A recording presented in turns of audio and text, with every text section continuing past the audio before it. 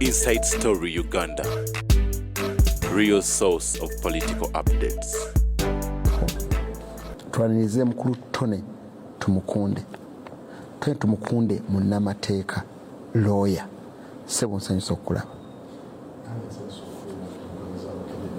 esebo era nga batulaba ku Bukedde TV akaseera kano. Okay, webale kujja twanirize muganda waffe Anthony kati Bizuuse biri mu mannya gano omu ye Tone tumukunde omulala Anthony Asiimwe. Anthony Asiimwe oyo ye mumyuka wa president wa Uganda Law Society, ye mumyuka wa Ssemakadde. Ndowooza binnyonnyodde bulungi. Nsanyusa okukola muganda wange. Nange nsanyusa okusanga. Esebo. Abatulaba mbalamusiza mwebale kubeerawo. Nange nsanyusa nnyo okubeera ku puroguramu eno. Okay. Twamukisa kujja wano. Ate nenjagala okusobola okubebalizaawo engeri gye mukuswazaamu Oluganda nejja kuba nnyangu, olulimi lujja twangwira, puroguramu ejja twangwira. Era twanirize ono munywanyi wange ono Samuel Muyizi munnamateeka wa NUP. Muyizi ng'ogyeko ekyowa munnamateeka wa NUP. Omukulu ono ayina kaadi gy'agenda okufuna kuba manyi gy'ajja gifuna. Ayagenda okuvuganya ennyendo Mukungwe Masaka. Mu nnyendo Mukungwe mumanyiyo bulungi. Ennyendo Mukungwe waliyo mwana wa taata wange omuto mukulu Mpuuga olwo gwagenda okuvuganya. Njogedde bigazija bugazija si lwa lugambo naye kwagala byogerako nkwaniriza mu programu. Ekisooka ndi munnamateeka akolera ku mateeka, sijja kumenya amateeka atege ndi omu ku abo abagateekawo n'ogabaga.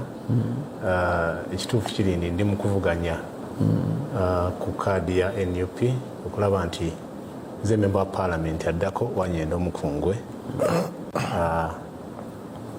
Ekyokulowooza nti nze njo gitwala kiyinza okuva ku ndowooza ku busobozi bwe nnina, naye nga iyo step tenaba kutuukawo, tukyavuganya mu kibiina munda. Nze nkwagaliza.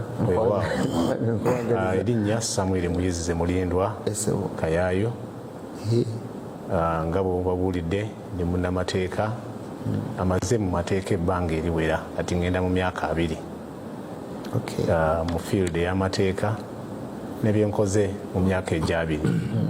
Ndowooza byogera kyekyo ogambye tuvudde wala. Ekyo walabye abantu bankazaako lya lawyer wa struggle. Naye ng'era mu ngeri ey'okwolereza abantu n'okukiikirira abantu ba bulijjo, bannakampala bakkiriza mbeera omulamuzi wa kooti ya Valuation Court.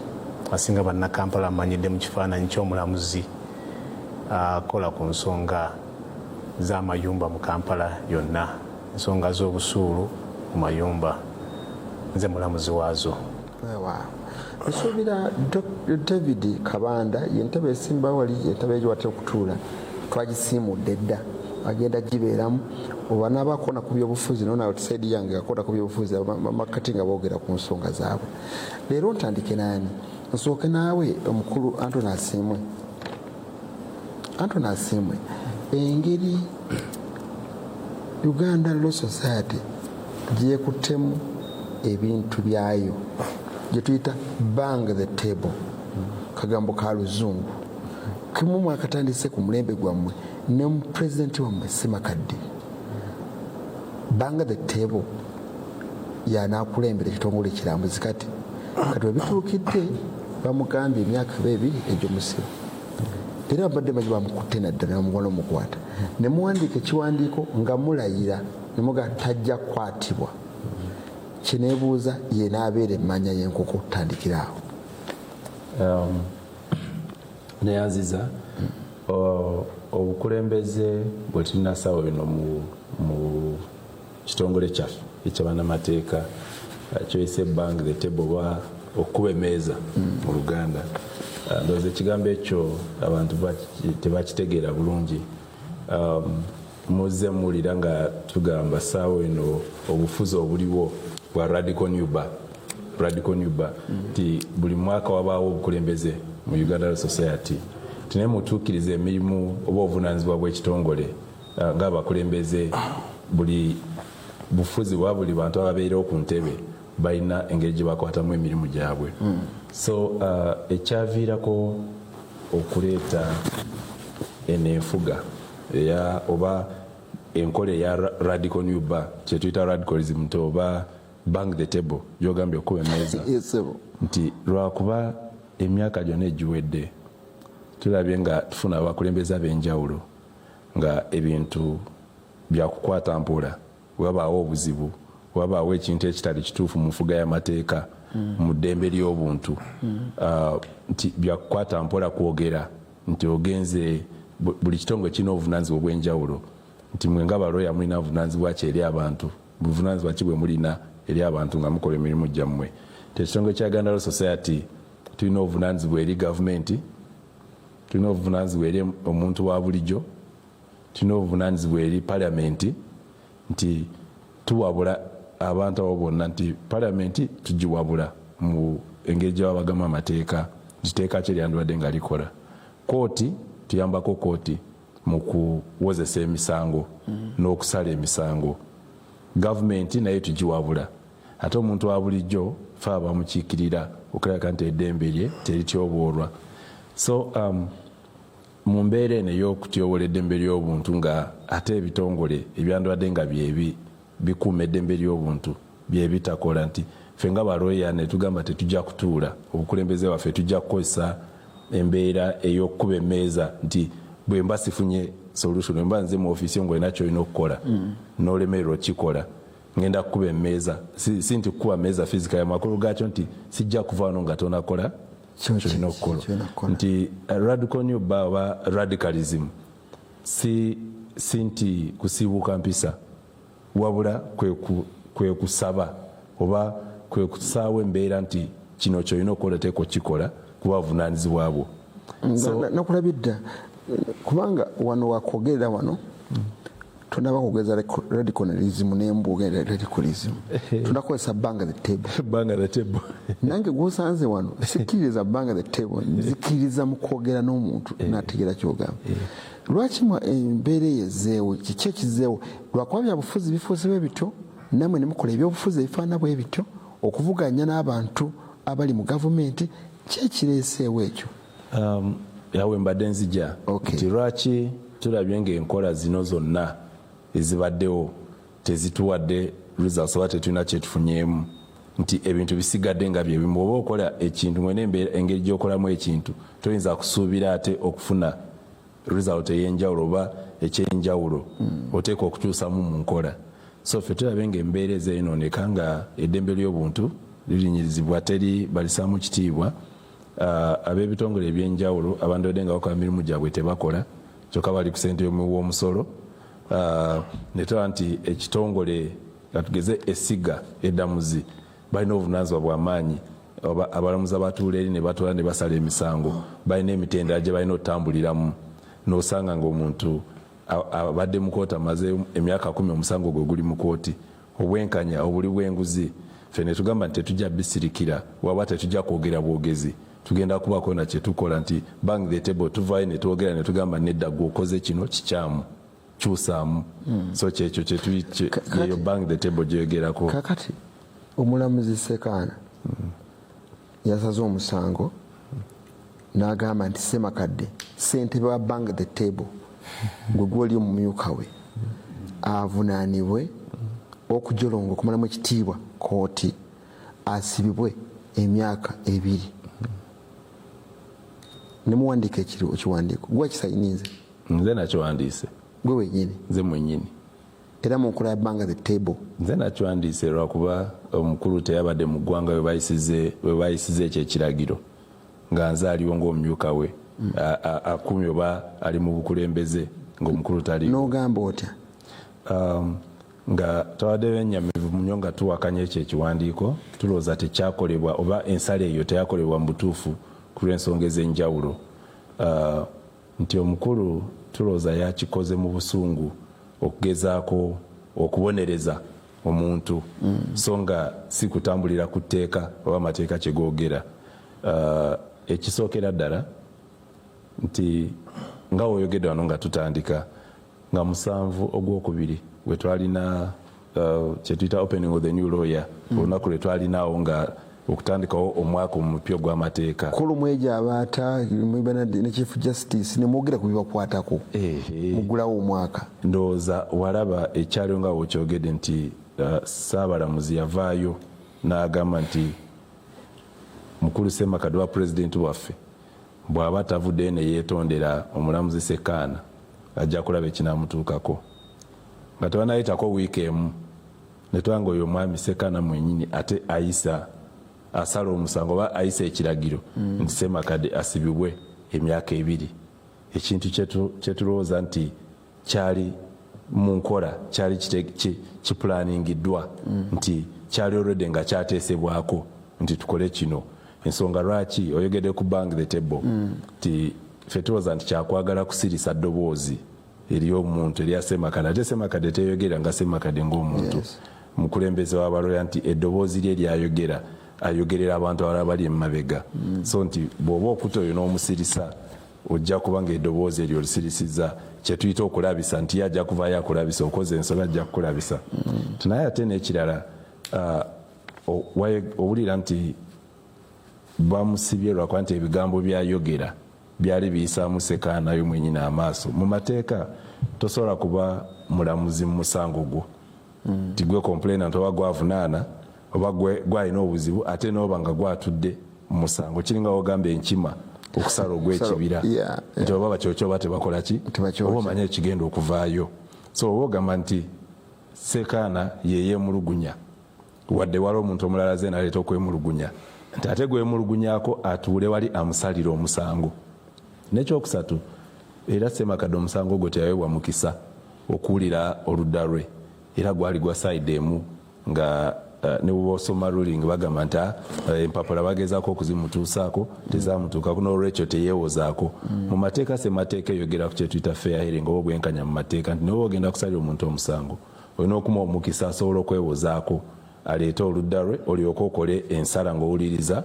oludda lwe Ssemakadde teyaweebwa mukisa ogwo bate asobola kuwulirizibwa ensala eyo nekola etya nekolebwa n'ekirala era ekiseme nti ensonga ezo zo omusango gwe bamusibira gwegedde gwe ebigambo ebyo nti tulowooza oba mu mateeka okugezaako okugondezaamu omuntu wa bulijjo nti si tteeka tuufu nti ekintu ekyo kyaleetebwa abantu abaatufuga abazungu betuyita abaatufuga abazungu ba England abaatukolonizinga byebimu ku bintu bye bakozesanga okukuuma obutabajjo obutanya banyooma nti ffe twali ba slaves nti tolina kuwakanya balina okukuleka wansi nga bakulinnyako naye ate ensangi zino naye bennyini nabaleeta etteeka eryo baalivaako dda tebakyaliko bagamba ekintu ekyo kikyamu mu mbeera ey'ennaku zino constitution eryo nga muntu waddembe okwogera okuvaayo n'awakanya ekintu mu mbeera yonna ng'akozesa ebigambo byasobola okukozesa kiri mu Ssemateeka emukuuma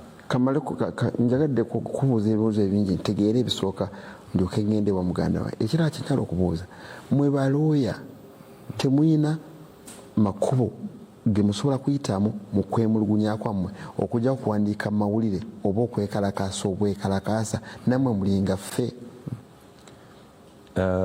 era ngenda kunyonyera bwe nti amakubo ago ge twandibadde nga tuyitamu nga bannamateeka ko tukimanyi nti ffe tuli kyakulabirako eri eggwanga nti tugezezaako amakubo ago nti tukimanyi tusobola okutuula ne twogera era nga n'ennaku ezo tezinatuuka twali twawandiika ebbaluwa nga tusaba omukulu nga n'olunaku olwo terunatuuka nga tusaba omukulu Saabalamuzi atuwa olunaku tugende tutuule mu miitingi twogere naye tugezeeko okwogera ku nsonga ezo era ojjukira nga twakajja ne mbuyinza mwami Ssemakadde yatuulako ne Saabalamuzi ne batuula ne boogera ku nsonga ekiseera ekyo ndowooza ensonga gye bali boogerako yali ya nsala ya Supreme Court ku mpoza ya kooti y'amagye era ne wano ne tuwandiika naye waliwo bw'otuuka nga ate amakubo gawandadde oyitamu oba n'ogezaako okukozesa plan A n'etakola ate ogenda ku plan B oba yeyinza okuleeta ki results oba okukuleetera okujjusa ensonga bakuwulire wanga tebasobodde kulya nga oyogere mpola oyogere ennyo oba basobola okuwulira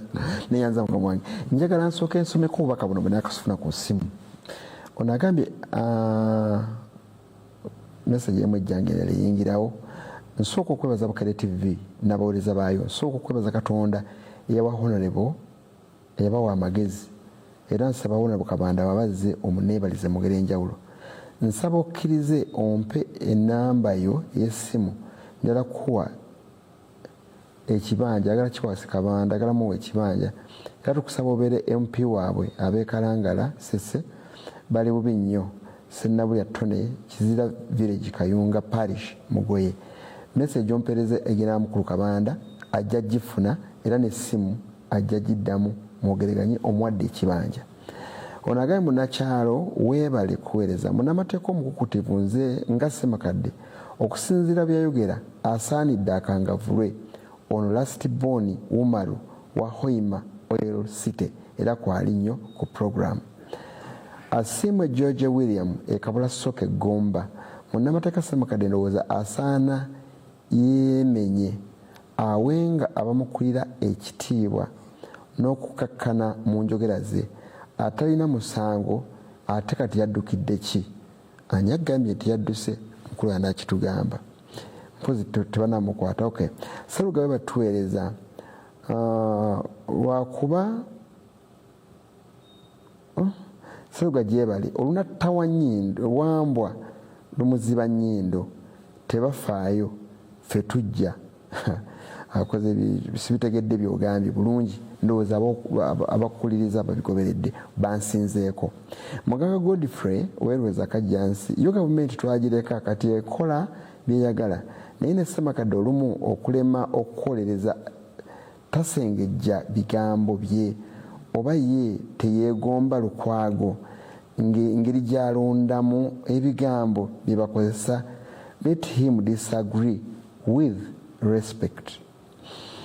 Mivule wa East Africa wa Iyala yali yasimbye ku Iyala ayogedde mu luzungu lungi agambye thank you for the show, kindly pass on this message to the Vice President Uganda Losad uweereza obubaka buno bugende wa Vice President ono gwendi naye wano. Banging the table is okay, but can't you do so with decorum? Okwemeza kitikina mutawana tuna kikola mu ngeri y'amateeka. Can't you bang the table without using vulgarities? Tosobola kuba meeza nga tukozesezza bigambo byabuwemu. What did Ssemakadde call the DPP? Yamuyita ekintu kibi nnyo kyeyamuyita sikijjukira naye ndowooza mukijjukira. Munakyalo webale kuweereza ebyamateeka leero bintabudde. Ssemakadde gwe yagezaako omusango ate gwe yazzaako omusango ate yagumusingisa. Awo waliwo obwenkanya weebuli obulaba Sserugga nze nsikombi erwamaggwa nsaamu nsaasire nsooke nkomye obubaka obwo mbukomye awo. Simu gye nkwatako obubaka buno eri 0772 15 75 0772 5075 ne 0702 15 55 pemfunira obubaka bwo n'obumpeereza. Mbadde njagala osoboddemu kino nga sinabagenda wa munno wali gye bagambye omukulu naddala ow'oluzungu ono owa Iyala bagambye tasobola kubikola byonna byakola naye nebikola mu kitiibwa ne mutabaamu kuwemula nga bwe kyali ku DPP bwe yamugamba mu lwatu. Oba ensi bwetyo bwefaana ekyo kyange kibuzo kyange ensi yonna ey'omulembe gwa bbanga the table bwetyo bweri. Wali ekigambo kyakozesezza nti decorum. Decorum simanyi gye nsobola okinyonyola mu Luganda naye decorum kiringa katugeze ogenda mu kooti ojja nga oli mukakamu nga oli mwetowooze nti oli omulamuzi ffe batugamba nti ne bwakuvuma ogamba mu Luzungu tugamba most obliged my lord nti kutama ne bwakuvuma ogambe nti ne waba ng'akola ekikyamu ne waba ng'akola ekikyamu nti tolina kumuddamu tolina kumwanukula. Ate era naye nkola gye mbadde njogerako ezaaliwo ezaaleetebwa wano abatufuga abazungu nga batufuga ebiseera ebyo nti kyali kyakozesebwa kyali tugiyita tool okulabika nti ffe Abafirika batuleka nga tuteekwa okubawa ekitiibwa tolina kumuddamu lwa nsonga era ng'omwamuzeemu kiyinza okuleeta rebellion oba okubawakanya. So ate ffe mu bang the table tugamba nti decorum terina kyetuyamba kuba tereeta results oba bw'obeera nnyo omweto nti oli ne wakola ekikyamu lwakuba gwe oli wansi wooli mulamuzi ne bwakuvuma okkiriza nawe ng'akola ekikyamu okutamu ogamba owaayo ow'ekitiibwa omulamuzi neyanziza ow'ekitiibwa omulamuzi gunsinze ffe tugamba nti mu mulembe guno ekyo tekijja kukola kuba kyekisinze n'okuvaako obuzibu. Okay. Ko ebyadikoramu ebyo ebyadikoramu tebikola muyizo owuliriza oli siniya sooka olindeko kangende wa muganda wange omukulu Tone tumukunde ono ye Antonio Asimu oli ye Tone tumukunde gwe naawe oli wa mulembe guno lawyer wa mulembe guno ekiyambe ekyadikoramu akugambye tekyagasa kaakati oli bwakugamba ekintu muddemu mu ngeri gy'agambye bw'aba akuvumye muvume mu ngeri gy'akuvumyemu bw'olaba aganye okukola kyoyagala akole kyewali kyalina okukola n'atakikola mulumbe in that form okirowoozaako otya gwekyo? Mukulu Sseruga nsooka okukwebaza okukyaza bannamateeka ku puroguramu eno era n'okutuulira ddala kumpi ne mukulu wange Anthony Asiimwe nga ye vice president w'ekibiina kyaffe.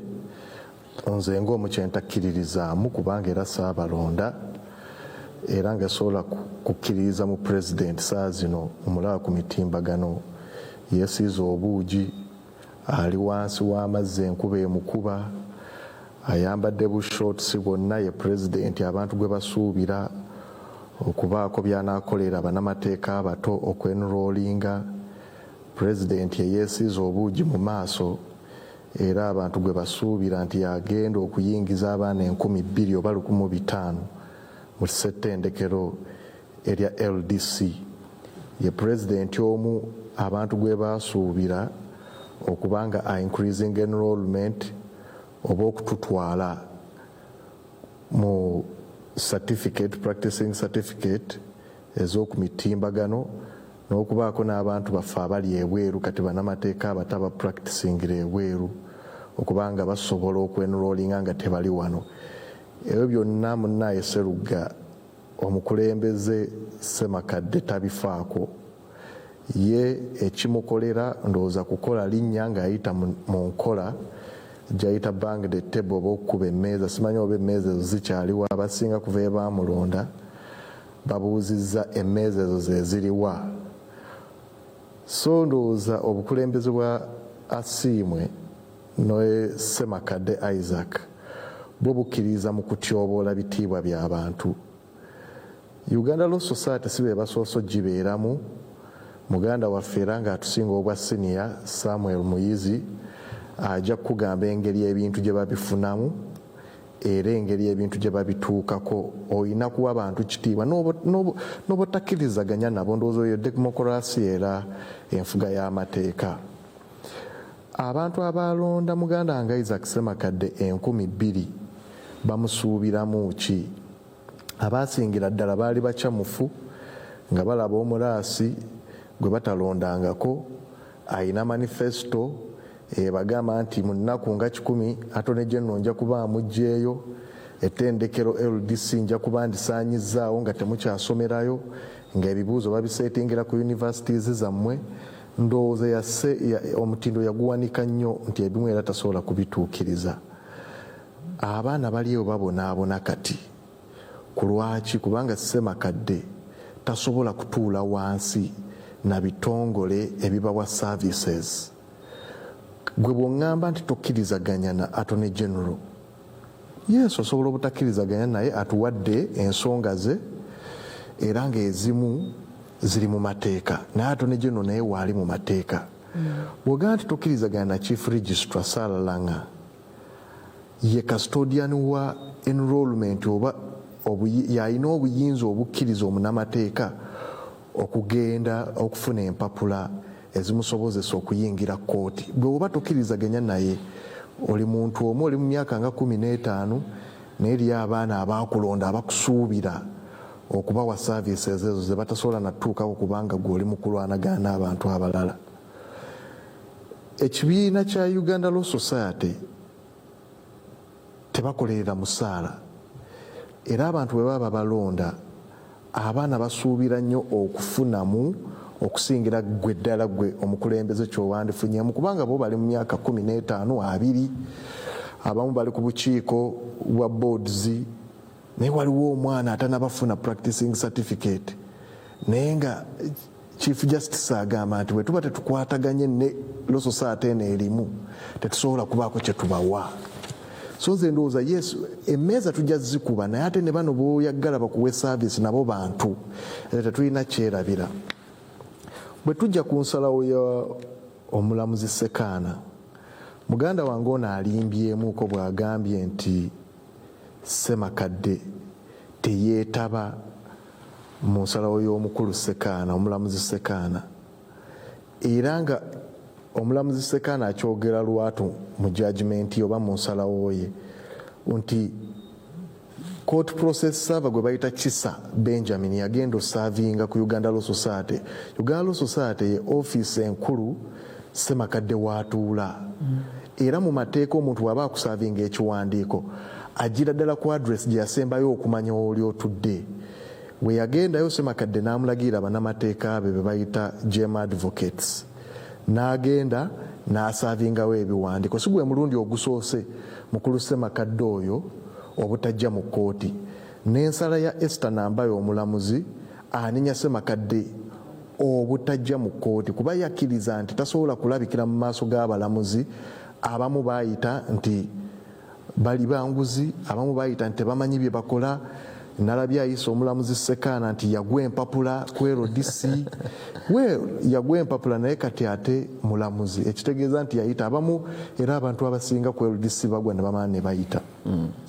So kati gwe bakuyita mu kkooti n'otajja n'otateekamu kye tuyita empozayo oba okwewolerezako oba affidavit in reply mu mateeka ffe tukiyita nti oba twentarinza appearance kkooti tesobola kuwuliriza byewandyagadde byonna okwogera newandigenze ku apiiru. Nze ndowooza saagala kwogerera nnyo apiiru naye newandigenze ku apiiru omuntu atunuulira nnyo nti tewassaamu nnyo kwewozaako okwo.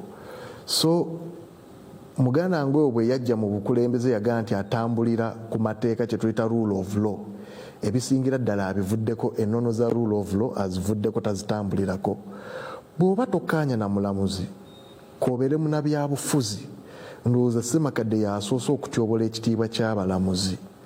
Omubuuliza ddala nti omanyi bulungi etteeka nti DPP bw'aba akola emirimu gye teri asobola mu influencing oba teri asobola musalirawo. Bw'oba olina obuzibu olina abantu 50,000 abaakulonda oba 20,000 abaakulonda.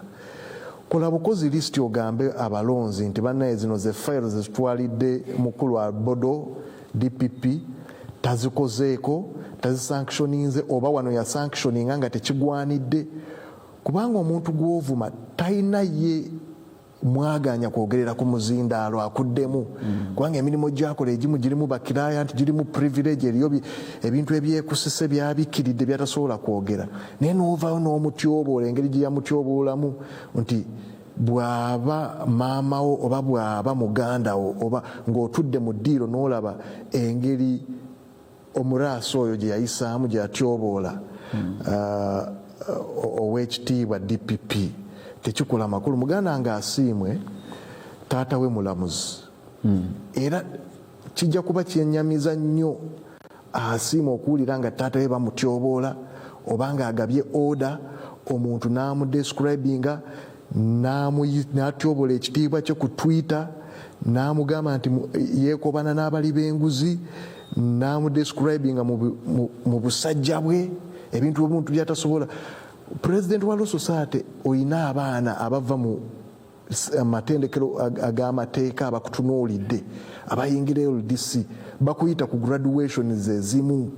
Ennaku zino ndaba kati ndowooza ensonyi zaamukwata asindikayo asiimu ono kubanga asiimu yalina ekitiibwa era yalina ku lulimi olugonjefu era olusobola okwogera mu bantu kuba ye kati future ye ndowooza yagyonoona mu bantu ekitiibwa kye twali tumuwa yakyonoonera ddala mu bantu.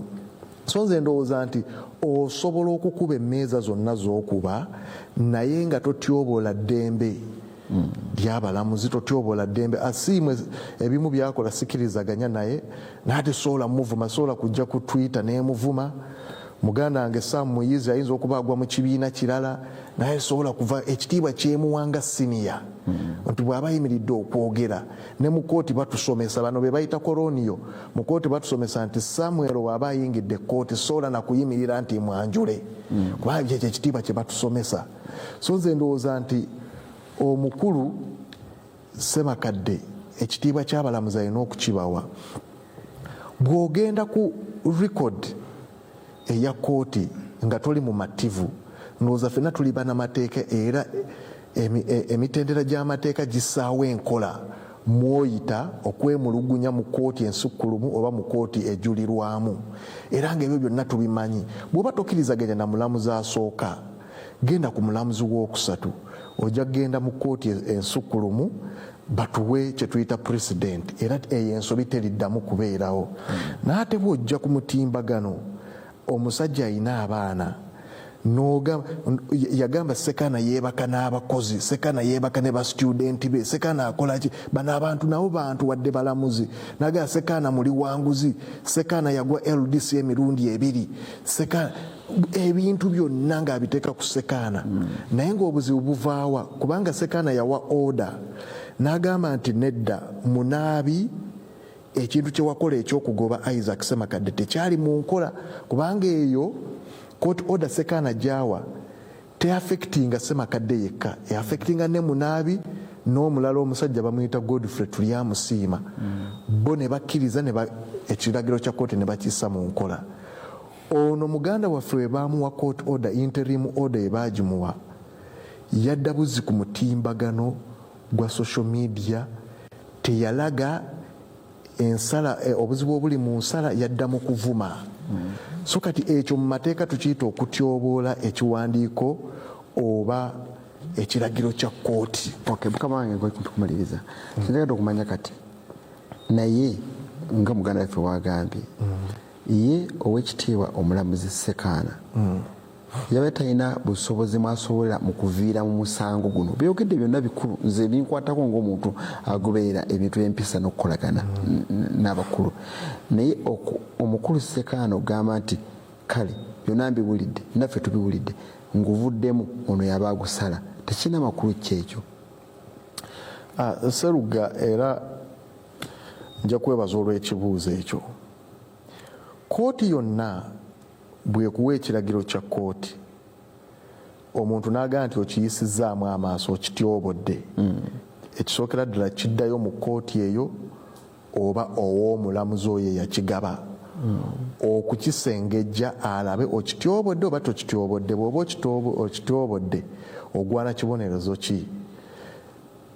Zino remarks ze bagamba nti Sekaana baamuvuma ndowooza kati bw'abanga mukulembeze mulungi kubanga muganda wange Ssemakadde ansingira ddala amateeka era mugezi mukko okunsinga ekyo nkimuweerera ddala ekitiibwa.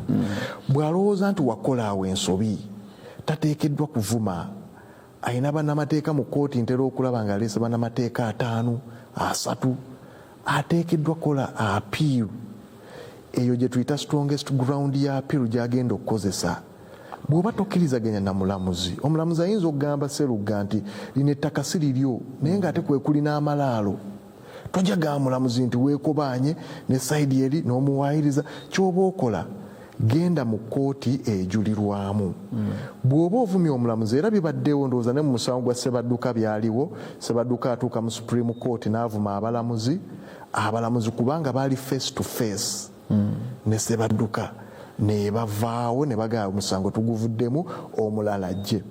Muganda wange Ssemakadde yagezaako okukola application esaba omulamuzi ave mu musango. Omulamuzi agamba nti sisobola kuwuliriza kubanga tewataddemu affidavit in reply ekukkiriza okwentaringa appearance. Okay. Yes. So nze ndowooza nti oli ne yandibadde nti agala kuyamba n'ate gwe mwennyini tewateekamu mpozaayo era balooya bawandiika ebbaluwa zonna n'ate omulamuzi awuliriza nnyo affidavit eringo entarinza appearance. Nkwebaziza mukama wange nkakasiza ddala Paul Muyizi obwedda ateeza okutu ate siniya mala okufuna message zino zisomeko ezimu nkendeezeeko ezimu.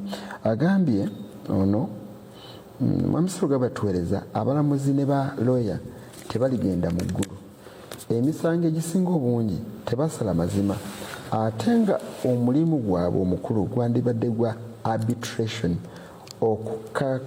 okukkaanyisa abasoowaganye naye beesiba ku kulamula ate nga tebasobola kulamula kituufu era waliwo akawaayiro akabagamba nti omulamuzi byasala tebimu omaze okiwunga omulamuzi byasala tebimukakaatikako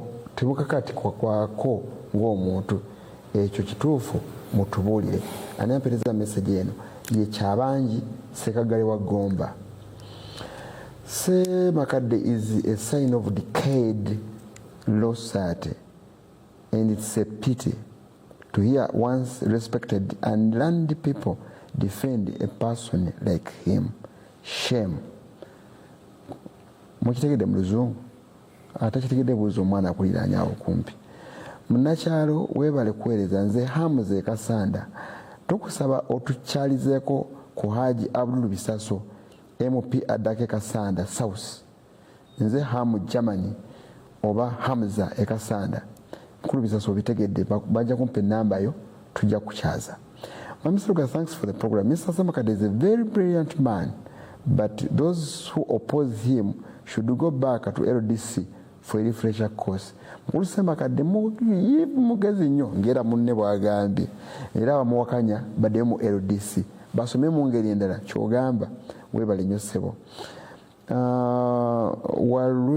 Walwema David Ndikolo, the problem is not Semakadde but captured instructions of the state.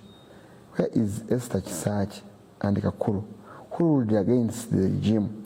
How then can Semakadde be spared if his line of thinking is not clear? Nzivunira mu Luzungu Oluganda otegedde gwoba obikola gwenye oluwulidde byagamba agambye the problem is not Semakadde but captured instructions of the state. Where is Esther Kisaki and Kakuru who ruled against the regime? How then can Semakadde be spared if his line of thinking is clear? Badde buuza mukulu asiimwe omuwulidde ono omuwulidde oba mukulu tumukunde omuwulidde nti mutalaasi gwa Semakadde omutawaana gwa gavumenti abalamuzi abagisalira omusango obubi wagye baamaliriza n'amaliraawo kagende kumala ddako kuba sinayagala kwogera ebigambo bye. Mwami Seruga weebale kuweereza kino kibi kyakuyiga gye tuli nti tuteekwa okuwa abantu abatusinga ekitiibwa n'ekirala Mwami Semakadde alina okimanya nti bw'oba oyagala okulaga ku buko gy'owasa omukazi nti oli musajja w'amaanyi tojjaamu mpale n'ogenda okubaako n'ogenda ku bukongo oli bukuja kyokka ofunyisa mwana waabwe lubuto ne balyoka bakutegeera nti oli w'amaanyi. Webale nnyo aliho oyima ono ye Kateregga owehoyima mu City. Kanfuna ono Mevule azemu nampeereza Besigye. The Vice President avoided one question. Why does the radical new bar use vulgarities and body shaming? What did Semakadde call the DPP? Let him answer. Mevule Ronald Owayala yaweereza message. Uganda judiciary is disarray. I agree with the Law Society's president called bang the tables for reforms. Did the judge who issued the arrest warrant consider Article 28 of the Constitution ensuring a fair hearing? Kawamara Francis Alikansanga. Mwami Seruga weebale kutuweereza. Henry Kalema ekabalagala nayagala nnyo Semakadde naye tampadde kye nali musuubiramu. His character is against his profession. Bukedde TV mbatuweereza nze Rogers Gawune enakisongola njagala Semakadde ne Asiimwe baleme kubuzaabuza abaana Uganda mu byamateeka nga bagambye eki tugambe kibagambye ekituufu. Mwami weebale kuweereza nze nsampagira Semakadde because he is a strong man. Not everyone should be Museveni judge or lawyer. Anange endowooza y'abantu yeyo ogiwulidde mukulu muyizi gwe nga siniya. Era topiki eno weyazze ndowooza olaba nva mu kyalo ze bukubirire kuba nalabye topiki nga nkulu badde nyendo mukungwe nga bwomanyi nvuze straight enzija wano ekisooka Law Society tugisaavinze nali nkulira ze tuyita cluster y'eddembe ly'obuntu human rights cluster era kitongole ne kimpa n'omudaali ne certificate naye ndowooza kino ekintu tuli mu kirabira ku Sekaana tuli mu kirabira ku Ssemakadde ekikyamu tuleke kuzannyira ku bannayuganda n'ensonga ya bannayuganda ensonga y'obulamuzi ensonga ya bannayuganda muli mu kwogera ku kooti ekisooka eddembe lya bannamateeka n'ebinyiga bannamateeka tebyawula Sekaana na Ssemakadde kuba ffenna tuli bannamateeka abalamuzi nabo bannamateeka naye kyekitutuusizza wano kyekisinga okuba ekikulu. Ssemakadde gwe mwogerako yawagirwa abantu bangi kitegeeza bawagira manifesto ye. Lwaki bawagira manifesto ye? Kuba yajja agambye ayagala gogola ebikyamu. Munnayuganda ali eyo waliwo nkakasa omuntu n'omugamba nti nno ekitongole ekiramuzi President wa Law Society kyagamba nti kiri kyanguzi kikozesa amaanyi mangi tekiramulira mu mazima na bwenkanya. Munnayuganda eyo abasooka okuddamu ekibuuzo ekyo ddala kitongole kyaffe ekyabulamuzi kikola nga bwe kyandikoze tekikoma ku kitongole kyabulamuzi.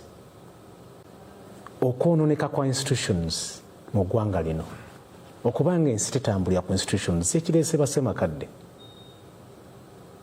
Probably tetwandyetaaze kulonda Bassemakadde weebuuze lwaki bannamateeka tetusinga okukkiriza mu decorum. Ssemakadde ava waffe Buddo mukimanyi bulungi bannabuddu tuli bampisa sigenda kuba omu ku abo abakugamba nti nzikiriza mu kwemula naye tunoonye ki ekireese kino era abantu bangi tebajja kubuulira naye bakkiririza mu Ssemakadde byakola nga naye tebasobola kujja ne bakyogera. Tebatunuulidde Ssemakadde na bigambo bye batunuulidde ekyo kyalwanyisa alwanirira obwenkanya akugamba nti abalamuzi b'ennaku zino tebasala bwenkanya. Omu ku abo abawasindisa emesegi akyogedde bulungi n'abalamuzi bennyini gye bali eyo balwanirira bwenkanya mu kitongole ekiramuzi. Nze nali omu ku bapuliida nze nali lawyer namba 2 wa His Excellency Robert Kyagulanyi Ssentamu nga tulwanirira obululu bw'abantu. Naye engeri ekitongole ekiramuzi gye kyatuyisaamu bannamateeka tuve ne ku bantu ba bulijjo. Bwe nabeera omukulembeze wa cluster ya human rights nesanga nga naffe ffennyini bannamateeka tulina okulwanirira eddembe lyaffe. Tutuuse mu kiseera ng'ekisalawo oba munnamateeka n'asinga omusango si bye ebitabo by'osomye si ge magezi g'olina ate abo abalamuzi bannamateeka babamanyi. Bannamateeka abatulaba abalamuzi abakola ensonga bwezito babamanyi. N'ekizibu nti abasobola okuvaayo ne boogera batono.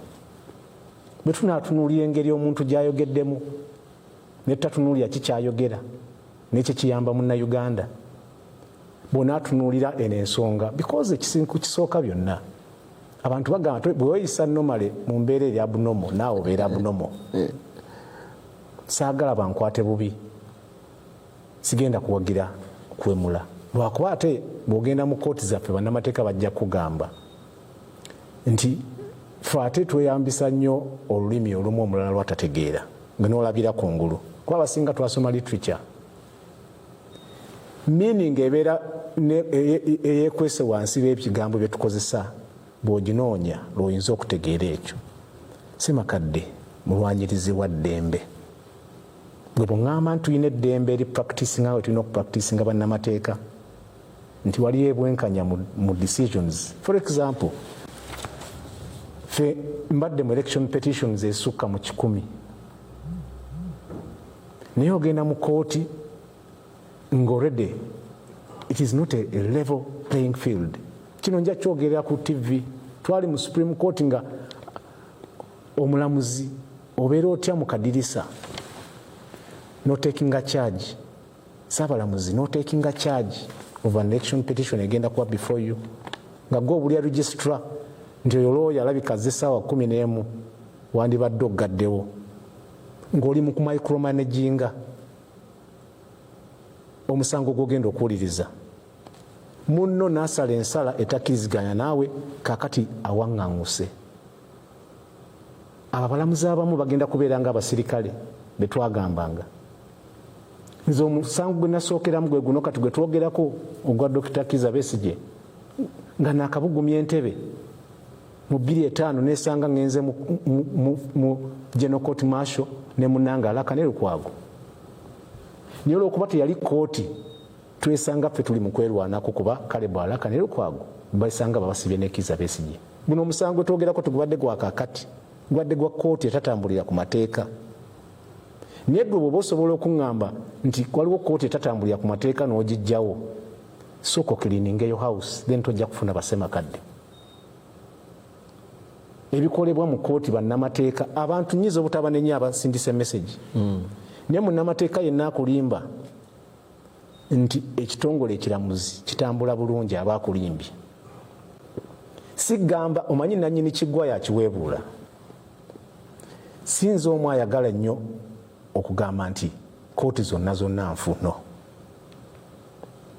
Naye bw'obanga kooti ogiwadde ekitiibwa ng'okoze nga kooti bw'erina okukola osaana oweebwa ekitiibwa.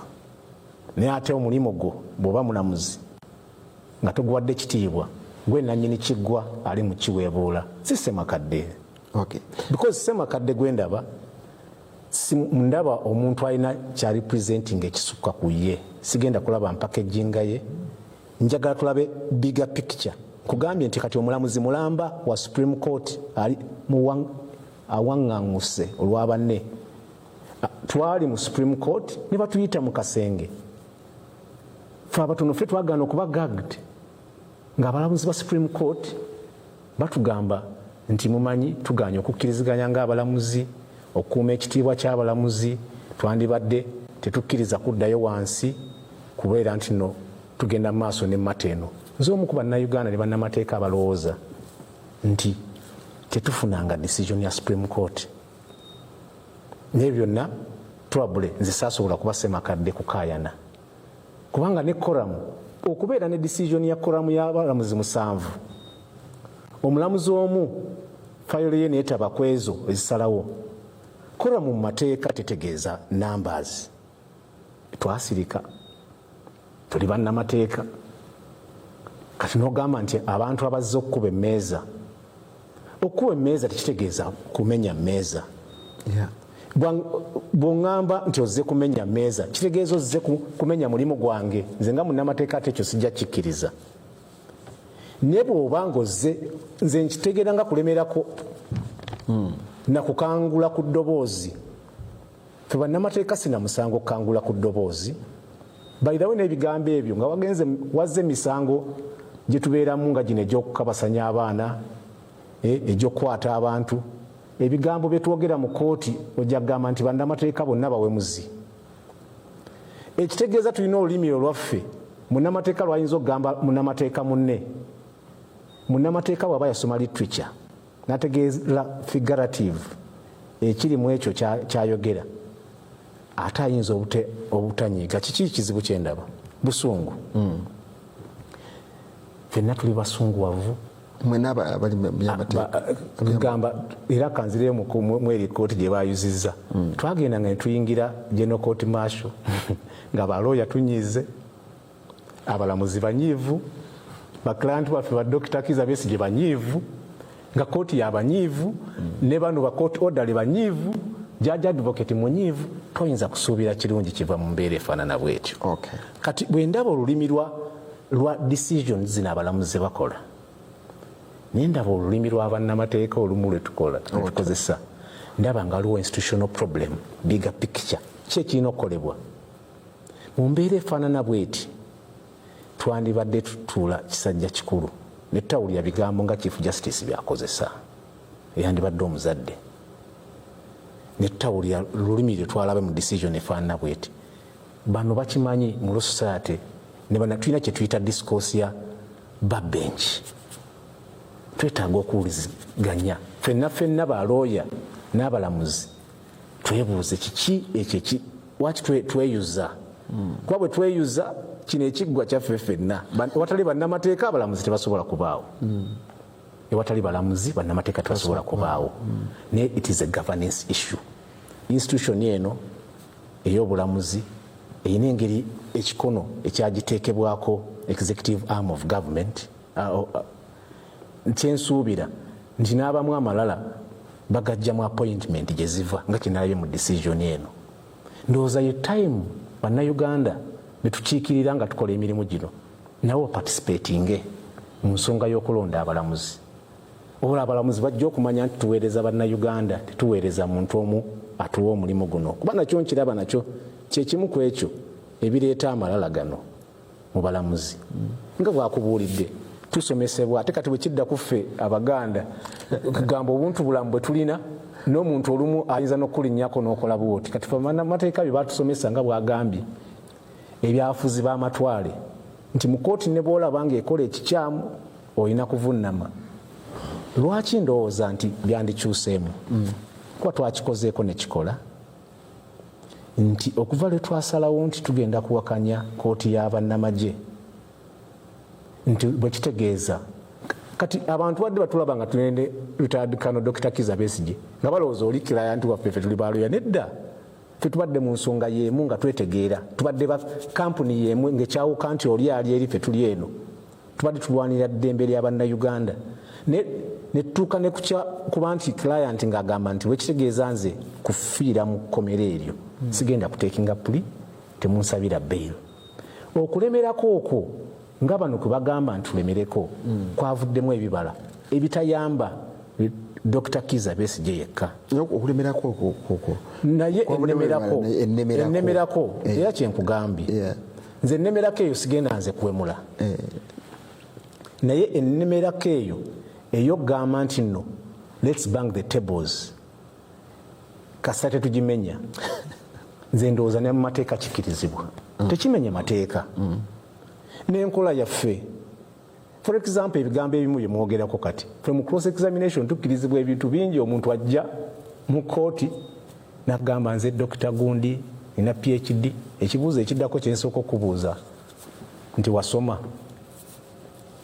Sobola n'okubuuza oba olina amagezi mu cross examination. Nange nenkwewuunya kati nonneewuunya. Kati bannayuganda bali mu kwewuunya Ssemakadde byoye yandyewuunyizza n'agamba omusajja gwe nagambye nti ate nina doctorate.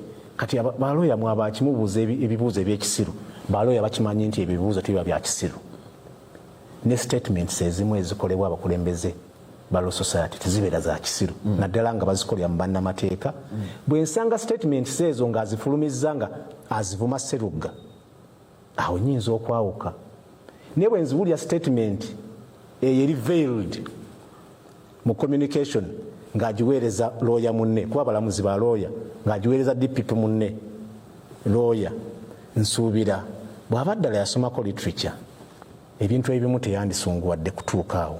Obusungu tubukakkanye tutuule ku mmeeza kisajja kikulu wakati w'abalamuzi ne ba looya, tuli mu nnyumba y'emu twetereeze. Ate bwe tuteetereeza si ffe tufiirwa, afiira ye munnayuganda gwe tulina okuweereza. Batoni muwulidde ensonga eyo mugenda kugyogerako nayo ebigambo ebivudde wa senior waffe tuleese olwali mu program. Messages ennina mpitirivu obungi. Ono agambye bannange ntidde nnyo decorum weeba tekyali nsonga ku bannamateeka oluba lugendo lubi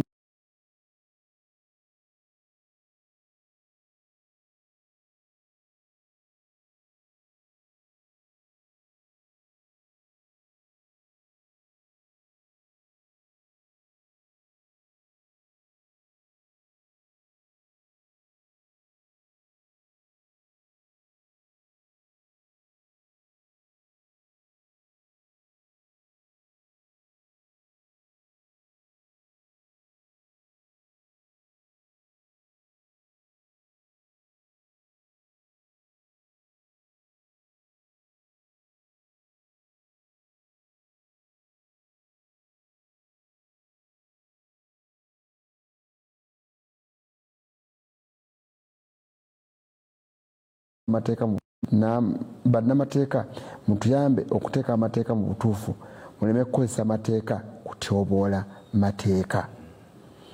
The reasons why we witness such acts in this country is because of over-politicking, moral decay and too much liberty in the country.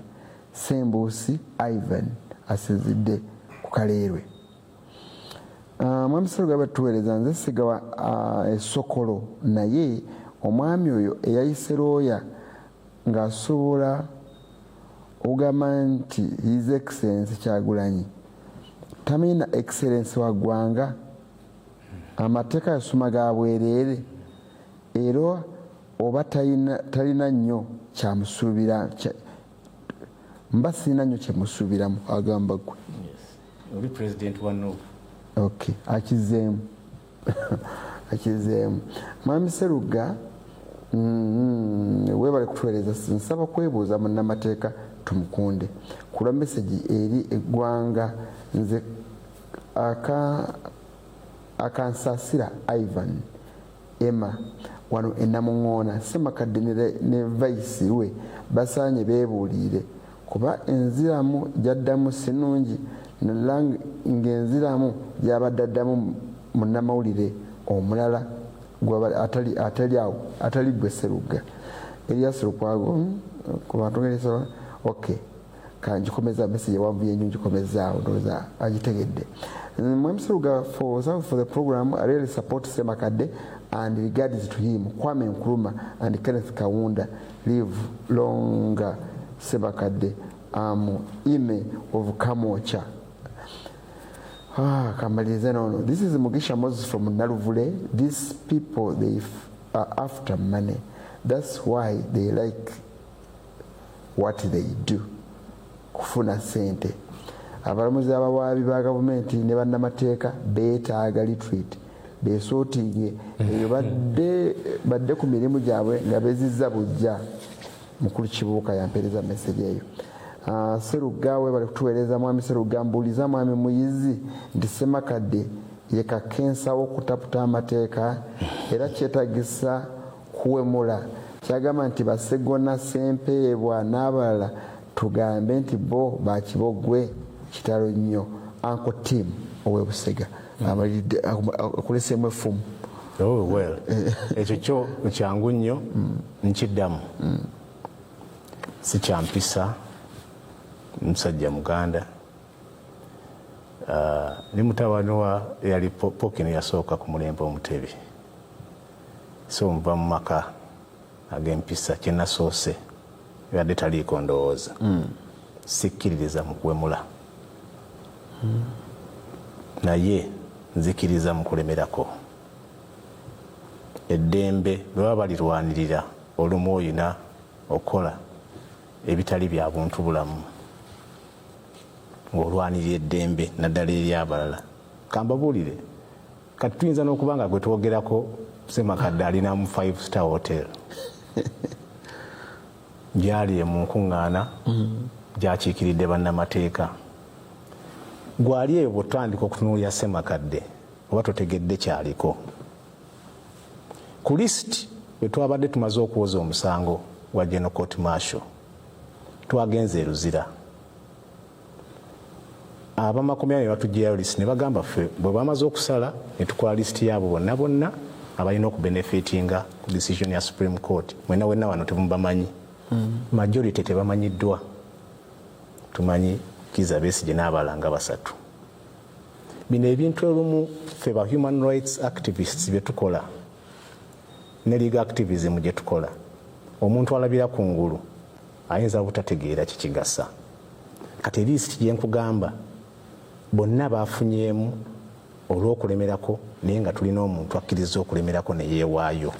Kati saawa eno omuganda waffe Aaron Kiiza abo be yali alwanirira ali mu kkomera. Kati we twogerera mbabuulidde Ssemakadde was one of the brightest. Kankiddemu n'ekyoli y'omu ku ba lawyers abajja basinga mu bibiina byabwe paka Makerere. Sirowooza nti kyakola takitegeera.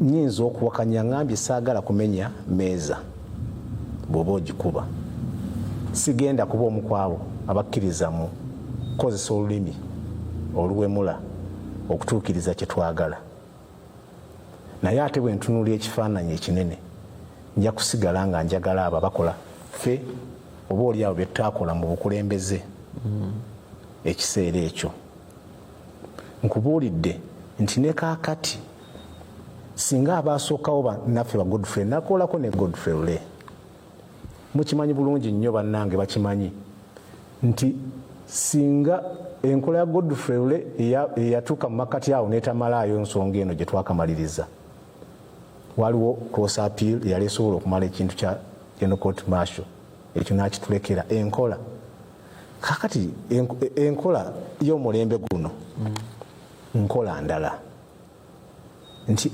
enkola bwe tusigala mu nkola eyaffe bamuyizi osanga tuyinza obutawangulira bano basiimwe komwe because ebintu ebikyuse things change with times kati freedom of speech n'okumanya kw'abantu omuntu kakati kitawanya social media bino byonna bitwogerako ono tetwali tetubimanyi social media kati gye twalabye mu decision eno yonna kuba gye kyavudde nti yali ku mitimbagano n'ayogera bino so tuyinza okugenda mu eryo ddembe ly'okwogera wawe litandikira newe likoma ne tu investigating ekyo kuba ffe tetwalina na media mwekola bintu ebyo naye kati essaawa eno bano bwe batandise okwogera kibuuzo kyembuuza abalamuzi bakyalina ebbeetu okusala ebintu engeri gye badde babikolamu emabega oba batandise okwerowooza nti bayinza okundabisa kati abalamuzi bwe tubalabisa kigenda kuyamba ani okusinga si Ssemakadde ali eri mu woteeri kati mu bintu bya society gwe munnayuganda kanziremu ekibuuzo kino gwe okkiriza nti nno abawakanya ekitongole ekiramuzi mu bikyamu bye kikola gwe bw'ogamba nti ekitongole ekiramuzi biteredde entende then balekeraawo tubawabule tubawagire tubeesiga tukulembera mu nsonga eyo kuba gwe omuntu wa wansi gw'ofunamu kasita abalamuzi beddako ne babeera nga gwe ne bw'ojja mu ngeri ki nga gwe gw'onyigirizibwa ng'okakasa ogenze kooti enaasala amazima ng'esinzidde ku mateeka so si kusinziira ku ani ajja mu kooti si kusinziira ajja alina ensawo yenkana etya si kusinziira ku ajja akwata baasi ki si kusinziira ku ajja mu maaso ge aliraanye atya obuyinza obumuwa omulimu Tumukunde era kyayogedde kyenkyajjukira yagambye ne bwolaba nti obaano ye Attorney General ng'olaba gwe lawyer tasaanidde kubeera mu kifo ekyo omanyi bulungi amakubo mulina okuyita n'omujja ku kakiiko ako oba n'obajja ku kakiiko ako naye bw'onaayimirira wali mu maaso ga New Vision n'oyogera ebigambo ne bw'oyogera ebigambo ebifaana bitya obubi tebijja kukyusa kintu kiri mumanyi bye mukyusa ebintu byammwe lwaki temukozesa makubo gammwe ne mukyusa kino ekyamukulu Besigye mulikirabye mukitambuza temwayimiridde muyimirize mu kkubo ne mukyogerako mwagoberedde amateeka nawe kituuse tetwagombe twasanga etteeka ebbi tetwagondedde etteeka bbi asidigondera twali defayinze enkola nze of course nze yenkola eyange ndowooza abantambudde naffe batumanyi era mpulidde amannya geboogera nago geboogerako awo betambuza ensonga zino zonna saagala onteeke mu katiba ka Ssemakadde kuba si yenkola yange ey'emirimu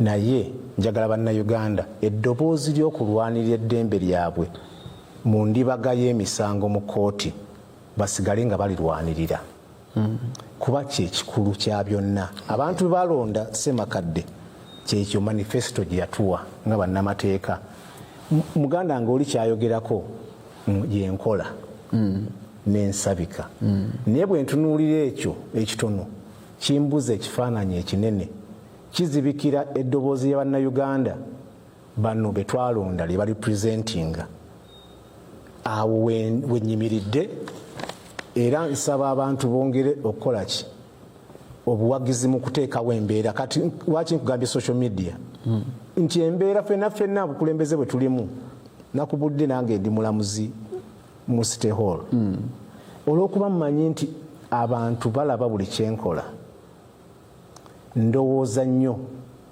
ku kyenkola naye ebyo ebyaliwo edda nga balamuzi basobola okukola ebintu ne bayitawo buyisi olw'okuba buli omu atya nti bwe naayogera ku mulamuzi kuba kati nange nsobola okutya bwe nzija wano nyiza okugamba nti nja kwogera ku mulamuzi emisango nja kuba bwe nadda mu maaso ge kati bwe neerowoozaako nze nga nze nti bwe naddayo mu maaso g'abalamuzi bano naddamu okufuna justice gye bali nga maze obwogerako kitegeeza mba siri mulwanyirizi wa ddembe mba neerowoozezaako so kyekyokka kye mba creditingako bwe kiba nga kibakola kya bannayuganda nja kubawagira kale mwebali nnyo banaffe tuwuliriza natulaba tukyalinayo akabanga akawumbawumba program mukulu deputy Semakadde ye mukulu Anthony Asiima Uganda Law Society leadership gwe president oba vice president mugenda kumalako bbanga ki musigaze emyezi emeka oba emyaka emeka obukulembeze baffe babwa mwaka gumu ogusobola okwongerwako omwaka omulala nti twajja mu bukulembeze mu gw'omwenda nga 28 ogw'omwenda era we tunaddamu okutula mu lukungaana lwaffe oluddako bamemba era be basalako tujjako nti tufunye okusoomoozebwa ti mu emirimu gyaffe engeri gye tugikolamu twandwadde ng'ebintu ebimu tubikolera mu nkungaana zaffe nti twategeka n'olukungaana olw'abannamateeka okwogera ku nsonga ezimu mukulu muizi zabadde ayogerako nti engeri gye tulondamu oba gye twandadde ekitongole kyayogeddeko ekya Judicial Service Commission oba ekitongole kironda abalamuzi waliwo balooya babiri abalina okubeera kakiiko ako nga batukiikirira nti netutegekayo ebintu eb'enkungaana bwezityo naye ate kooti zezimu era omulamuzi omu naavayo n'agamba temujja kutuula temujja kuwa lukungaana olwo nti bw'otunuulira ebbanga ekiseera kye tubeera nakyo ng'oli mu bukulembeze ekiseera kitono nnyo naye twataddeko kye tuyita vision 2060 eya radical new boba okukuba emeeza kyetulowooza nti waliwo ebintu byetukola saawa eno mu bukulembeze bwaffe nga tuyinza obutafuna results leero oba tuyinza obutalaba ebibala naye ab'emyaka egijja mu maaso emyaka 2-3 mu maaso nga tetukyalina mu buyinza tetukyalina mu bukulembeze nga oliawo tetukyalinawo mu nsi be bagenda okulaba ebibala lwansonga nti tukkiriza nti ng'onookola enkyukakyuka olina okwewaayo okutandika okuteekawo embeera ereeteyo enkyukakyuka ngenda kwogera ku kintu kyetwadde twogerako nti nga twakajja mu buyinza twayogera ebintu bya mirundi ng'esatu ekyokubiri kyetwayogerako kwe kuleetawo enkyukakyuka mu siga eddamuzi enkyukakyuka etya nti twatunula bwetuna manifesto nga wali etambula n'omuntu wa bulijjo kyagenda okufuna mu wabula nga si kyaffe ng'abantu nga wewasinga okuba obuzibu obw'amaanyi tetugamba nti abalamuzi bonna babi naye mulimu ennyaanya ezo envunde eziri mu nnyaanya ennamu nti obuli bw'enguzi obutakola mulimu nga wandisaanidde okukola kyokka bali ku ssente y'omusolo ng'ate buli mwaka kyebakaaba lwaki buli ripooti gye tufuna buli mwaka bagamba nti ng'oyongedde okuva ku poliisi ekitongole ekiramuzi kyekiddako okusinga mu buli bw'enguzi nti ate okudda ku kifaananyi ekinene munange kyabadde ayogerako nti bagezaako ffe nga abakubi b'emmeeza oba obukulembeze olwo ne tugamba kino kyekintu kyetwagala okusaako essira okusooka okuteeza mu mpeereza y'amateeka omuntu omunnayuganda afunyemu atya tusooke tutereeze ekitongole ekiramuzi nga tukozesa obuyinza bwaffe nti naye embeera oba enkola ebaddewo nga bw'oyogedde nti bano bamazeewo emyaka mingi bw'oyogedde basenior lawyer naye basenior lawyer abo baze boogera oluzungu lulungi nnyo naawa speech n'ojuulira naye lwaki emyaka gino Law Society kateebeza emyaka 7 omwaka ogugenda koze emyaka 7 lwaki enkola gye bazze bakozesa ate ebintu tebikyuka tusigala tulaba kyekimu yenkola eyogamba tufe katukyuse tukole tutya nti tugambye nti si bonna naye bwe tuvaayo ne tutegeera nti waliwo obukakafu ono lwaki emisango egituula mu kooti ye agisala bwati lwaki ali anguzi nti ffe tuvaayo ne tukulabisa tugamba nti oni omukyamu n'ekirala maybe kye mulina okumanya omulabi yenna ekyalina okumanya nti bino byetukola sibya baleme kutunulira Semakadde nti bwe badda ku kyolulimi nga bayogedde bajja abantu ku mulamwa nti omulamwa wabula si lulimi nti toyinza kuŋŋamba nti bwe baleeta abantu babiri nti omuntu asaza omusango gw'omuntu ng'alidde enguzi n'olaba avumya omuntu aliwo aziza omusango okusinga bwe tudda mu morality kigambo kyayogedde engeri gye tusobola kiteeka mu morality kiriwo ekisingayo okuba ekibi kiriwo ekisinga okuba immoral nti bagezezaako oba okudiverting okujja abantu ku mulamwa nti tutunulire ebigambo Ssemakadde byayogera oba kyayogedde naye ng'ate ensonga enkulu bonna bagimanyi tate gwe mulamwa gwe bagezaako otujjako nti ffe ogezaako okutuusa manifesto yaffe era kyendowooza nti nebbanga lino sofa lyetwakamalako obuuliza nti tuva ddi nti gundi yaffe etamu yaffe ekomadde nti tolowooza nti sofa ekyali mu manifesto oba kyetwayagala okutuukiriza ye line gyetukola ki gyetutambuliramu kuba tetwagala kutunulira ku side emu wadde tulina bannamateeka tulina okutunulira enkola yaabwe y'emirimu tubikola tukola nga gavumenti saagala buli muntu alowooze nti oba buli muntu atunulire nti Ssemakadde kuba ye pulezidenti tulina council tulina emirimu gyetukola munange yakyogeddeko nti waliwo meetings oba enkungaana zengendayo wabula sigendayo ngaasimu engendayo ngaakiikiridde balooya Ssemakadde tagenda buli wamu nange sigenda buli wamu tulina engeri gyetugabanyamu emirimu gyetukola nti ne mu byonna kyetwagala kuweereza omuntu wa bulijjo omuntu asaanidde okufuna mu sente ze naddala bayi bw'omusolo kyetugezaako okulwana eddembe ly'obuntu n'enfuga y'amateeka mu ggwanga.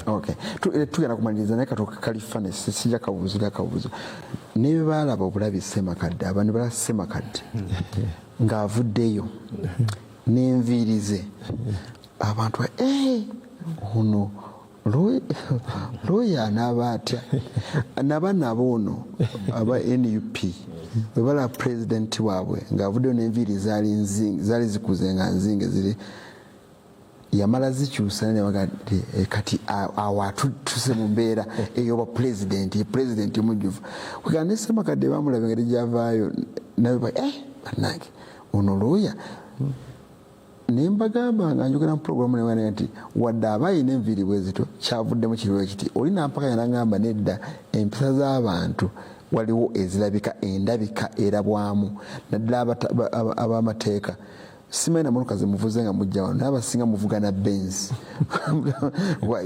namateeka avuga gamba nti ngenda ku nsonga y'amateeka oba ngende nfune ettaayi kubanga tutunulira nnyo appearance olumu neebuza ekinyusi kyekyo kye turepresentinga nayo nga nkulu era omuntu ayinza okugamba bali bannamateeka abambadde ettaayi ate ono nga tayambadde ettaayi you lose the point bw'otunulira akabonero ak'okungulu olumu naye ekintu ekyokutulabisa nga abakkiriza mu kavuyo si kituufu ekyo kyokka kyekirina okutereezebwa probably abantu batunulire ekinyusi ekiri mu nsonga. Mwami Sserugambuliza mukulumizi nti lwaki tayigiriza Ssemakadde bwe boogera nga bannyonnyola ensonga obulungi nze Gawune Rogers ndi Nakasongola noono kamusoma asembyeyo banjiko sijja kusobola bamalayo baganda nswa kalooli bonna kati babi abuuza ku 10 bonna babi abuuza babbi kyagamba abuuza nti ku 10 ompaako mmeka kyabadde agamba mukulu baganda nswa abala bagamba ku ttaka lyongenda okukolereza natwalako eka mmeka bonna bwe batebafaana ne Uganda abasinga obungi babikola bonna balya sente obubi bw'enguzi tebuli mbaloya bokka ne badda Uganda ffenna mukulu Sseruga ebyamuyezi lwaki temuyamba bantu babbiwaako ttaka nga bayita mu kooti nze Kabuye erugala tujja kikolako mu puroguramu eddako muganda wange mukulu naye Antono omulala mukulu tone muteto mukunde nga tumaliza puroguramu eno wewulidde byonna gwe n'okulonda tewalonda Ssemakadde obukulembeze bwonna tewabulonda ate nga nawe oli mulembe guno nalonda asiimu ono yasiimu kubanga nawe nkulaba oli mu bracket yemu yeeyo kati nze kisesa nali bweru nali tulina emisango mu egiri eyo mu ICC naye nga community yonna tebali Uganda naye nga bagamba nti awagira Ssemakadde I think kino tukijjeyo n'okuba nti kati wantu discussing law society is an achievement kiraga nti kakati kikomyewo kuba ky'abantu si kyaffe. Kiri mu mbadde nga nzijawo mukama wange mbyowulidde mu messages tukoze mu program nga tumaliriza. Mukulu Sseruganze kyenjagala okutegeeza abalabe ba Bukedde TV, oyinza okuba nga oli mugezi nga ne degree oziyina n'ate empisa okubulwa empisa nekikufuula omusiru oba nekikufuula omulalo. Oyinza okufuna degree zonna.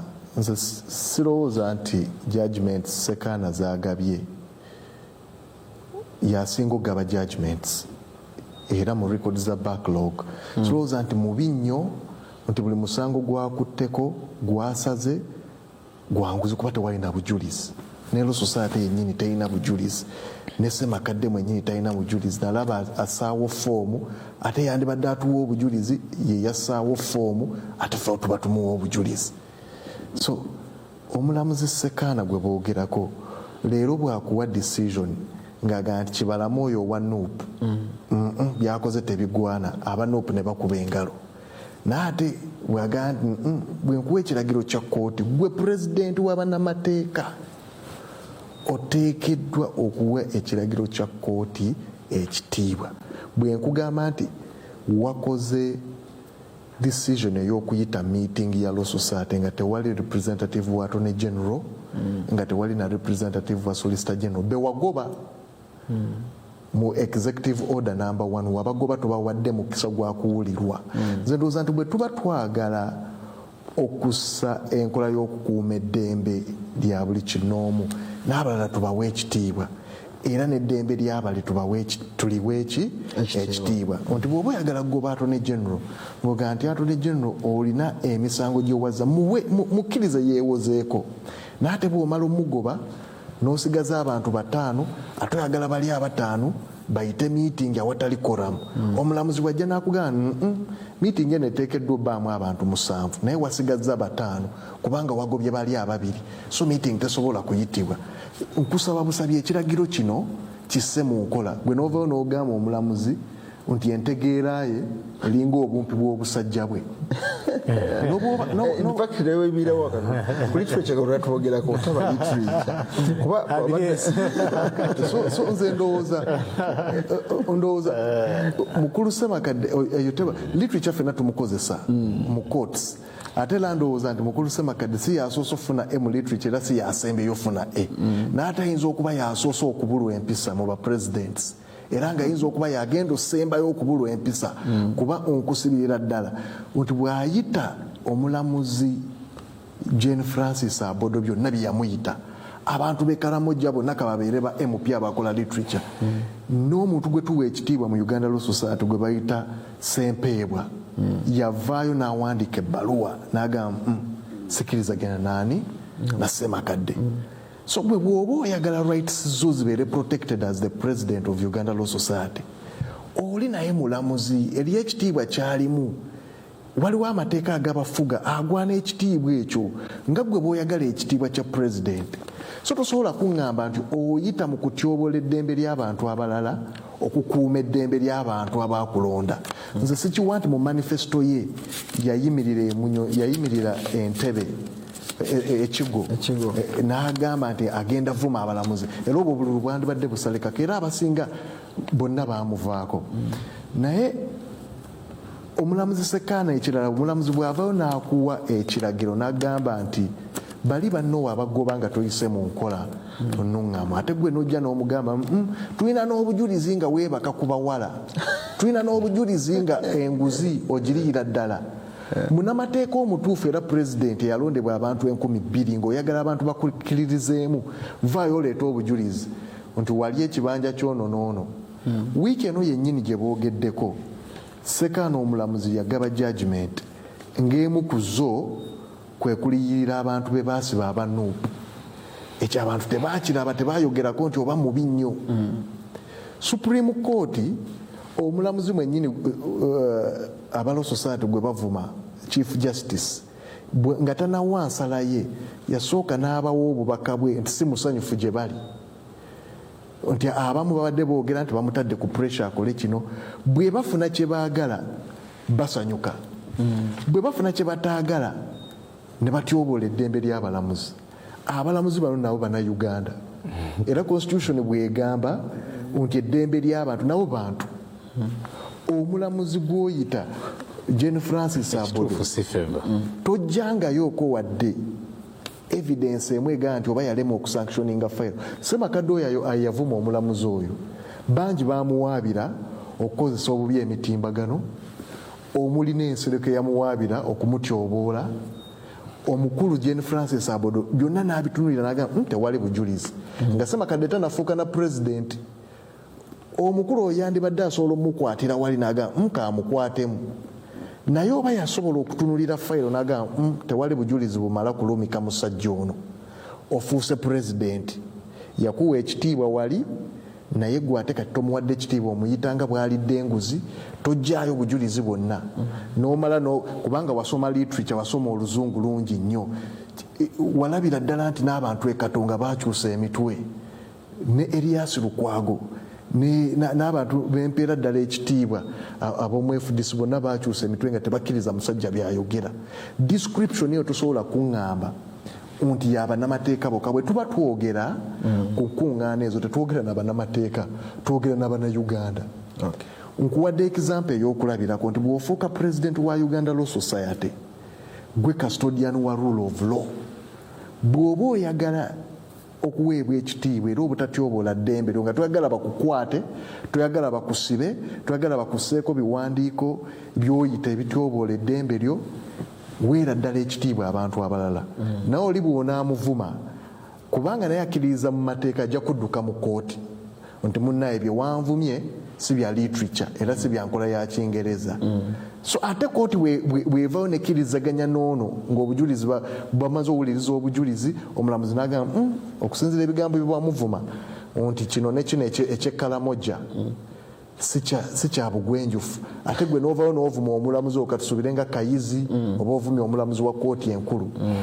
Ndowooza abantu bato babazzeemu ki magezi nga mmaliriza nze ndowooza nti ffenna bannamateeka tulwanirira eddembe ly'obuntu, naye ate naffe tulina okuweewa ekitiibwa n'okuwa bali abalala ekitiibwa. Singa Bobi Wine, Kyagulanyi Ssentamu, singa Kizza Besigye na buli kinoomu eyeesimbyewo yali asobola oyimirira ku TV n'avuma oba n'atyoboola ng'abamu ab'ebyobufuzi wembalaba ennaku zino, ani yali mukkiriza nga nyamukkiriza atyoboola kati president wa Uganda Law Society, saagala genda nnyo mu byabufuzi, naye president wa Uganda Law Society muganda ng'ono omuwa nnyo credit nti engeri gy'ayogera ku TV olabira ddala nti eryo kyabikka, amanyi oli omuntu we mulalu, omuntu we yavaako omuntu we bwassaayo ng'ali Fort Poto yeesiiza obuugi bwe, yeesiiza ensaano ng'ali wansi w'amazzi gamukuba ng'onajja mu kooti atereeza ekifaananyi kya Uganda Law Society.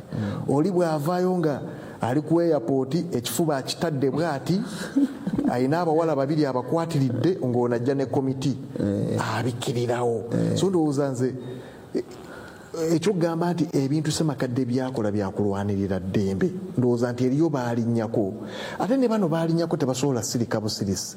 Akkirize nti bwe baba baddukidde mu mateeka, kooti neeramula negamba Ssemakadde ebigambo bye wayogera e Katonga byatyoboola eddembe ly'omuntu omulala, tovaayo ate gwovume buvumi, oba tokkirizaganya nayo genda mu kooti ejulirwamu. Nze kyendowooza nja kusembayo nga nkuwa muganda affe agamba nti agoberera nnyo amateeka. Yagenda mu kampeyini ye n'assayo constitutional petition ng'avumirira Attorney General okubeera ku kakiiko ka Uganda Law Society. Teyalinda na kooti etaputa amateeka okuwa ensala yaayo, najja n'awa ensala ye yayita executive order number 1, naye ng'omusango gwawabidde Attorney General gukyaliyo nga yamusaavinga n'omusaavinga. So sikugoberera mateeka abikkirira abantu, sikugoberera mateeka eryo byatuukiriza ebibye. N'agenda omusango gwali mu kooti n'agutunuulira n'agulekaawo, najja n'awa ekiragiro ekirala. Yawandiika ebbaluwa juzi ng'egenda ow'omukulembeze w'eggwanga ng'agamba ekiri ekyobulimba nti Attorney General mu kalulu kano akawedde yassaamu $1 ne2 million. Ebyo bya bulimba. Akalulu k'abalooya tosobola kussaamu $1 ne2 million ng'oyagala ani abaayita. ye Attorney General alwanirira ki? So ndowooza Attorney General bwakutwala mu kkooti naga nti byoyogera ebigambo byogera nange tokuumye eddembe lyange ssemateeka lyampa. Kooti bw'enakkirizaganya n'Attorney General obujulizi weewa wayinza n'obutalinnya mu kooti kuba yaga atakkiriza mu balamuzi. Attorney General bw'afuna judgment enkya oba evudde wa Singiza oba evudde wa Sekaana oba evudde Western Nambayo ate gwe n'ojja n'ovuma Attorney General yamuwadde ssente naye nga gw'omanyi wayogera ebya Kalebule ku Attorney General yayogera ku Attorney General ne famire ye n'aganga bw'alina ebizimbe Jinja. Ebyo byonna ndowooza so omulamwa gwa leero nti abalabi baffe abali eyo bw'oba oyagala okumanya omuntu akuumira ddala eddembe lya buli kinoomu Omunnayuganda otunira engeri gye yeeyisaamu engeri gy'ayogera okwogera obwogezi ekigambo Mwami Sserugga kisobola okutyoboola eddembe lyo. Okay. Yes. Abala kyogerako ennyo ku bigambo by'ebbanga ly'etteebo kuba kyogera kiba kiri kugamba kuva ku obutagoberera authority. Nze ndowooza ddala nja kuwa ekyokulabirako. Yajja n'agamba bang the table alina ebintu bina ndowooza byagenda okukola. Decolonization amateeka gano gonna agaliwo agamba mabi ne yeerabira ddala nti etteeka erisookera ddala erimuwa obuyinza mwe yeesimbirawo nalyo tteeka ly'Abazungu. Ne yeerabira etteeka erireeta vice president ono naye era etteeka ly'Abazungu. Najja n'agamba demilitarization ebisinga ndaba Supreme Court naye Mwami Muyiza akugambye balwanya okusukka mu myaka nga 15 so sirowooza nti yakoze eki yakireese. Ssemakadde ndowooza atuukiriza bibye. Ssemakadde abadde alwanyisanga abantu mu Uganda Law Society era bano bwe baba beesimbu bajja kugamba nti nga teri kintu kyokola mu Uganda Law Society ekitagoberera mateeka. Ssemakadde n'asirika naye ate ye bw'abikola ebitagoberera mateeka abantu ne badda mu kooti ate avuma abalamuzi n'abo abamututte mu kooti nabo n'abakola ki n'abavuma. Abantu baŋŋamba tugende tumalirize program. Mukulu olina kuteeka mawusigaza vice president. Maybe nga tumaliriza omulamwa gwa leero gubadde ku enkolagana erina okubaawo wakati wa balooya n'abalamuzi. Njala kwongera okikkatiriza nti si kituufu nti essiga eddamuzi lisobola okuba abalamuzi basobola okubaawo nga balooya tebaliiwo. Era ate balooya bakyasobola okukola emirimu emirala naye balooya nabo beetaaga abalamuzi nti essiga eddamuzi ne balooya tulinga balongo. Era bwe mpulira omukulu ate asobola okuvaayo nga yakulira ekitongole kya n'ayogera ebigambo nti afa abalamuzi tusobola okubeerawo nga balooya tebakola ki tebaliyo kiba kikyamu era kiraga okutyobola wakiraga obutassa kitiibwa mu enfuga y'amateeka. N'olwekyo nze kyendowooza nti twandibadde nga tusigala ku kintu ekikulu kiriwo ekiyamba Munnayuganda ne tuva mu bino ebyokutunulira omuntu ku muntu sekinoomu tono akoze kino nayogedde kino netunulira omulamwa ogusinga obukulu nti ffenna twetaaga okukolera wamu nti omuntu wa bulijjo abeere nga yafunamu nanga akyogedde wano nti enjovu bwezirwana obusubi bwe bukola ki bwona kati wano obusubi muntu wa bulijjo nti we tunaddamu kuva ku nsonga enkulu gye tulwanirira ffe nga bannamateeka oba nga abakulembeze kyetwagala okulagira kyetusinga okulwanirira kwe kulabika nti omuntu wa bulijjo afuna obwenkanya togenze mu kkooti otuta omusango tegulina kumala myaka 10 gulina okusalibwa oba olina ssente oba tolina omusango ogwo gulina okukola ki okukulizibwa. Naye ate kyenkakasa kye tutagenda kulekerawo okukola oba enkola yaffe nti siganye twogedde ku kya dikoramu naye dikoramu nti omuntu oba omuwa ekitiibwa asaana okuweebwa ekitiibwa ekyo asooka okwesamu ekitiibwa kyetagenda okuvaako omulama gwe tutagenda kuvaako gwego gwokulabisa oli yenna anaali enguzi oba anaalemererwa okukola emirimu gye nga walina ogikola ku lw'obulungi bw'omuntu wa bulijjo kuba abantu mu ofiisi ze balimu abalamuzi sente za wa musolo nti omuwa omusala alina okumanya sente ze zigenda wa zasasula zikola ki omusala gwe bafuna guyamba ki so ffe tetujja kulekerawo okulwanirira obwenkanya n'eddembe ly'obuntu mu ggwanga.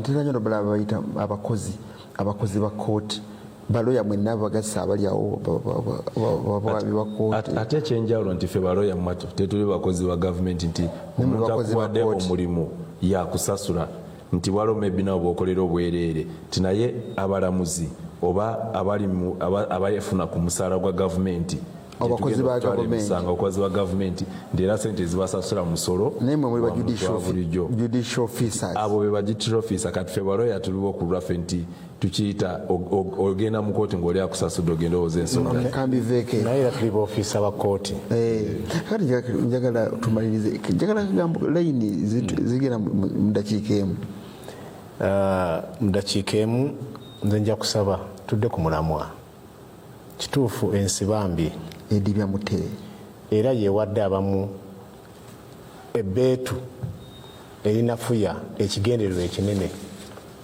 ekyobukulembeze obuliko kaakati ndabye obusungu kaakati saagala ku directinga kintu abalamuzi si bonna ate sigambye nti abalamusiira mulamuzi gwe ngenda kupointingamu nti mukyamu netukkirize tulwanyise ebikyamu okwewa ekitiibwa sijja kukkiriza nti kwa saidi emu abakulembeze ba society bewa ekitiibwa n'abalamuzi bewa ekitiibwa tekiri one sided kati fena we twewa ekitiibwa nze njagala tugende ku mmeeza that discourse gye tuyita backbench buno obusungu tulina bungi kaakati tutandise okubanga abalamuzi batandise okulaba lawyers no society nokola kubanga ekituufu kiri nti decision zino nze waki ezimu nzaatakinga it was an attack on the society bw'osoma decision ezimu zaali zitulemesa kukola buvunaanyizibwa bwaffe kustopinga nkuŋŋaana zaffe ekyo sirowooza nti lawyer yonna yandikyagadde otugaaginga n'ekiraamu byempulidde si kituufu nti omuntu bw'akola ekituufu nti favor no bano abalamuzi bw'abanga alina ekituufu kye yakola naddala ku NUP kati kino kuba kikayiseemu kankaddemu omulamuzi yenna bw'aba alina ekituufu kye yakolera NUP tekitegeeza nti NUP esiba omumwa gwayo bwabaawo ebikyamu byakoze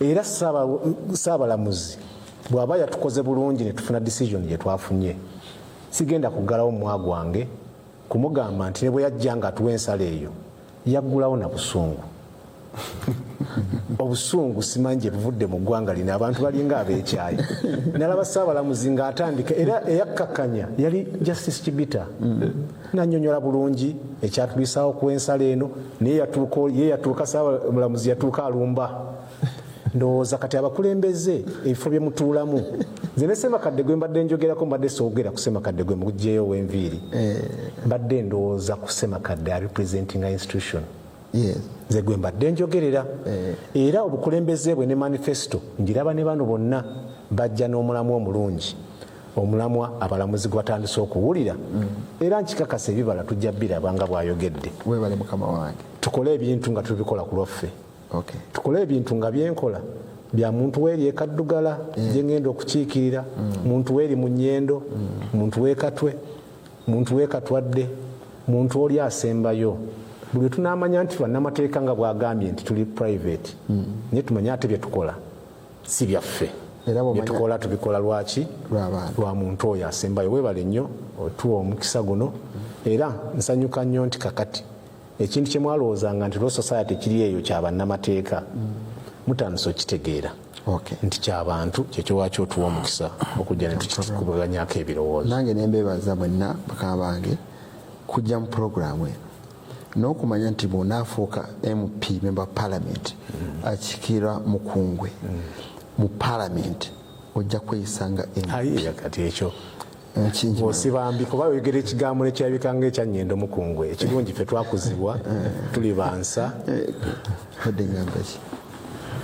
ebigambo bye tulina okwogera ng'abakulembeze tubimanyi era ffenna kyendabye kyetugatta era nange nembeebaza nti mukulu mbanga the table deputy banga the table tubanginze table wano otunyumye ensonga tuzigobeera bulungi nnyo era nkwebaza nnyo omukulu Anthony Asimwe mukulu Tony tumukundi naye nkwebaziza nnyo naawe ensonga ogiremeddeko okyagiriko ogamba abantu ba lawyers balina okweyisa nga ba lawyers balina okukyusa bye banyigiriza nga bakozesa amateeka kyobadde ogambye omukulu kyabadde asembe nakyo nti bw'olabanga abalamuzi be bamu abakusalidde omusango bwe guti nga tosinze bwe banaakusalira ng'osinze era bayite be bamu tobaawulamu.